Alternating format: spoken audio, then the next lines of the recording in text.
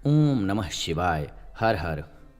ओम नमः शिवाय। हर हर महादेव। मित्रों, आज के इस वीडियो में जानेंगे जगन्नाथ रथ यात्रा के बारे में। जी हाँ, जगन्नाथ रथ यात्रा की कथा क्या है, साथ ही साथ शुभ मुहूर्त क्या है 2022 में, सब कुछ जानेंगे। बहुत इंपॉर्टेंट है, इस वीडियो को अंत तक जरूर देखिएगा क्योंकि ये बहुत ही पौराणिक यात्रा है और इसका सांस्कृतिक महत्व भी बहुत है। इस यात्रा का धार्मिक और सांस्कृतिक दोनों रूप से महत्व है। धार्मिक दृष्टि से देखा जाए तो पूरी यात्रा भगवान जगन्नाथ को समर्पित है, जो कि भगवान विष्णु के अवतार माने जाते हैं।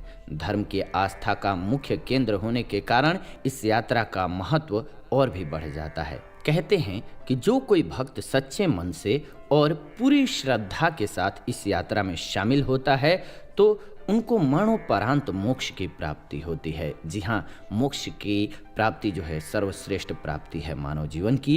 इस जीवन मरण के चक्र से बाहर निकल जाते हैं। इस यात्रा में शामिल होने के लिए दुनिया भर से लाखों श्रद्धालु हिस्सा लेते हैं। देश विदेश के सैलानी आते हैं इस यात्रा में शामिल होने के लिए। इस यात्रा को पूरी कार फेस्टिवल के नाम से भी हम सभी अब जानते हैं। ये बहुत ही महत्वपूर्ण है। हम इसकी कथा भी आपको श्रवण कराएंगे और तिथि भी बताएंगे। जी हाँ, 2022 में जगन्नाथ रथ यात्रा कब है और जगन्नाथ रथ यात्रा 2022 की तारीख और शुभ मुहूर्त क्या है। तो भगवान जगन्नाथ के स्मरण में निकाले जाने वाली जगन्नाथ रथ यात्रा का हिंदू धर्म में बहुत पावन महत्व है। पुरी यानी कि उड़ीसा में इस यात्रा का विशाल आयोजन हर वर्ष किया जाता है। हिंदू पंचांग के अनुसार पूरी यात्रा हर साल आषाढ़ महीने के शुक्ल पक्ष की द्वितीय तिथि को निकाली जाती है। कहते हैं कि इस यात्रा के माध्यम से भगवान जगन्नाथ साल में एक बार प्रसिद्ध गुंडीचा माता के मंदिर में जाते हैं। जगन्नाथ रथ यात्रा को केवल भारत में ही नहीं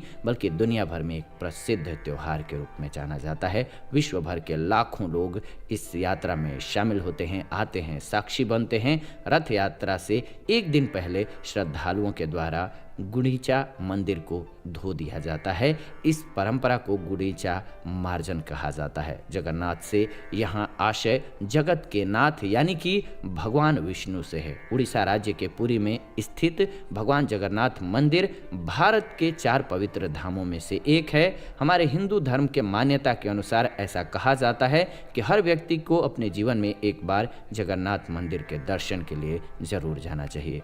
भगवान जगन्नाथ की रथ यात्रा में उनके भाई बलभद्र और बहन सुभद्रा भी शामिल होते हैं। रथ यात्रा के दौरान पूरी श्रद्धा और विधि विधान के साथ तीनों की आराधना की जाती है और तीनों के भव्य और विशाल रथों को पुरी की सड़कों में निकाला जाता है। बलभद्र के रथ को ताल ध्वज कहा जाता है, जो यात्रा में सबसे आगे चलता है, और सुभद्रा के रथ को दर्प दलन या फिर पद्म रथ कहा जाता है, जो कि मध्य में यानी कि बीच में चलता है। जबकि भगवान जगन्नाथ के रथ को नंदी घोष या फिर गरुण ध्वज कहते हैं, जो सबसे अंत में यानी कि पीछे चलता है। हर साल ये पर्व लाखों श्रद्धालुओं, सैलानियों, जनमानस को अपनी ओर आकर्षित करके लाता है। और अब इसकी कथा सुनने की बारी फिर आपको इस साल यानी कि 2022 में कब है वो बताएंगे।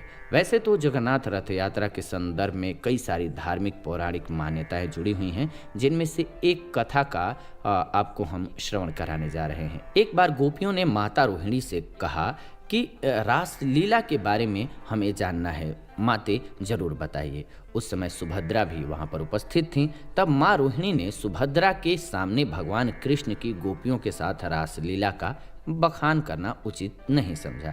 इसीलिए उन्होंने सुभद्रा को बाहर भेज दिया और उनसे कहा कि अंदर कोई नहीं आना चाहिए, इस बात का ध्यान रखना। इसी दौरान कृष्ण जी और बलराम सुभद्रा के पास आ गए और उनके दाएं बाएं खड़े होकर के माँ रोहिणी की बातें सुनने लगे। इस बीच देव ऋषि नारद वहां पर उपस्थित हुए। उन्होंने तीनों भाई बहन को एक साथ इस रूप में देख लिया। तब नारद जी ने तीनों से उनके उसी रूप में उन्हें दैवीय दर्शन देने का आग्रह किया। फिर तीनों ने नारद जी को आशीर्वाद दिया और पूरा भी किया। नारद जी को ऐसे दर्शन दिया। इसीलिए जगन्नाथपुरी के मंदिर में इन तीनों यानी कि बलभद्र, सुभद्रा और भगवान कृष्ण जी के इसी रूप में दर्शन होते हैं। तीनों लोग एक साथ दिखते हैं। रथ यात्रा के दौरान मनाई जाने वाली परंपराओं को भी समझ लीजिए। सबसे पहले पहाड़ी जी हाँ, पहाड़ी एक धार्मिक परंपरा है जिसमें भक्तों के द्वारा बलभद्र, सुभद्रा और भगवान श्री कृष्ण को जगन्नाथ मंदिर से गुंडीचा मंदिर तक की रथ यात्रा कराई जाती है। कहा जाता है कि गुंडीचा भगवान श्री कृष्ण की सच्ची भक्त थीं और उनकी इस भक्ति का सम्मान करते हुए ये इन तीनों उनसे हर वर्ष मिलने जाते थे। दूसरा है छेरा पहरा। रथ यात्रा के पहले दिन छेरा पहरा की रस्म निभाई जाती है, जिसके अंतर्गत होता क्या है, पुरी के जगतपति महाराज के द्वारा यात्रा मार्ग और रथों को सोने की झाड़ू स्वच्छ किया जाता है, इसको सोने की झाड़ू से। दरअसल प्रभु के सामने हर व्यक्ति समान होता है, बराबर होता है, इसीलिए एक राजा साफ सफाई करके उसको ठीक करते हैं। ये रस्म यात्रा के दौरान 2 बार होती है। एक बार जब यात्रा को गुंडीचा मंदिर ले जाया जाता है तब, और दूसरी बार जब यात्रा को वापस जगन्नाथ मंदिर में लाया जाता है तब। जब जगन्नाथ यात्रा गुंडीचा मंदिर में पहुंचती है तब भगवान जगन्नाथ, सुभद्रा और बलभद्र जी को विधि पूर्वक स्नान कराया जाता है और उन्हें पवित्र वस्त्र पहनने को दिए जाते हैं। यात्रा के 5वें दिन हेरा पंचमी का महत्व होता है। इस दिन माँ लक्ष्मी भगवान जगन्नाथ को खोजने आती हैं, जो अपना मंदिर छोड़ करके यात्रा में निकल गए हैं। जी हाँ, तो बहुत ही पावन ये है त्यौहार।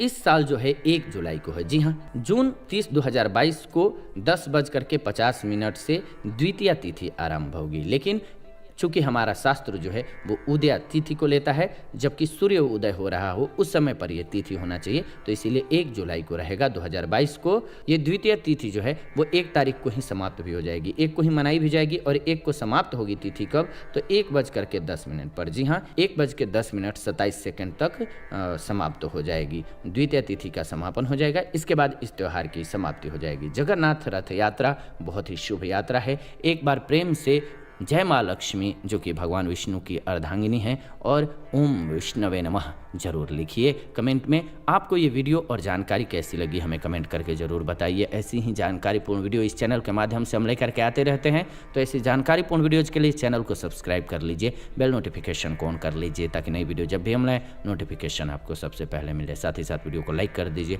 शेयर कर दीजिए व्हाट्सएप पे, फेसबुक पे, ताकि सभी को वीडियो मिल सके।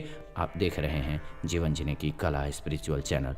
फिलहाल इस वीडियो से विदा लेते हैं, जुड़ेंगे नई वीडियो में नई जानकारी के साथ। तब तक आप सभी खुश रहें, स्वस्थ रहें। जाते जाते प्रेम से कमेंट में ज़रूर बताएं कि आप और कौन सी कथा और व्रत के बारे में जानकारी चाहते हैं, या फिर आपको हमारी वीडियोज कैसी लगती हैं।